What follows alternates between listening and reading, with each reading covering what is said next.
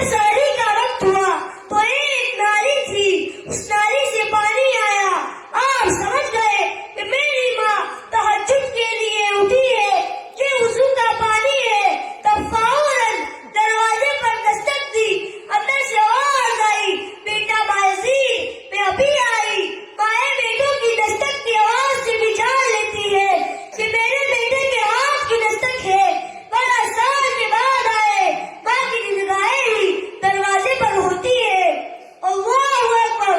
ماں نے دروازہ کھولا، میری ماں کی نگاہ مجھ پر پڑی تو اس کی آنکھوں سے موٹے موٹے آنسو ٹپکنے لگے اور اس نے ہاتھ پھیلا کے کہا، مالک میرا بیٹا بايزيد تیرے طلب میں نکلا تھا، تو نے ابھی تک اسے اپنا قرب نہیں دیا۔ حضرت بايزيد بستامی کہتے ہیں کہ 12 سال کی ریاستوں سے جو کچھ نہیں ملا تھا وہ ماں کے اٹھے ہوئے ہاتھوں سے مل گیا ہے۔ میں نے کہا، مالک میں تجھے کہاں ڈھونڈ رہا ہوں اور تو کہاں موجود ہے۔ میرے اسلامی بھائیوں، تو ماں کی رضا اللہ کی رضا کا دروازہ کھول دیتی ہے۔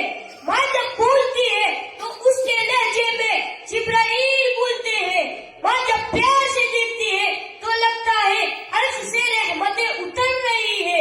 لوگ کہتے ہیں کہ کسی کے چلے جانے سے زندگی رک نہیں جاتی، لیکن یہ کوئی نہیں جانتا کہ لاکھوں کے مل جانے سے اس ایک ماں کی کمی پوری نہیں ہو سکتی۔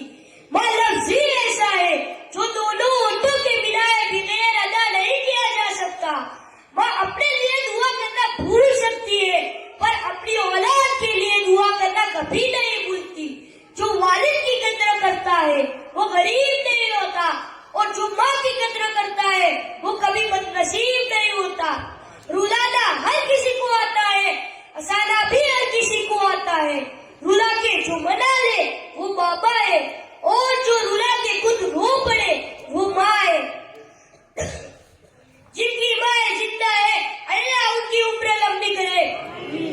جن مسلمانوں کی ماں بیمار ہے اللہ انہیں صحت دے۔ آمین آمین جن مسلمانوں کی ماں فوت ہو چکی ہے اللہ انہیں جنت میں جگہ دے۔ آمین۔ السلام علیکم ورحمۃ اللہ وبرکاتہ۔ وعلیکم السلام ورحمۃ اللہ وبرکاتہ۔ ماشاء اللہ ماشاء اللہ ماشاء اللہ۔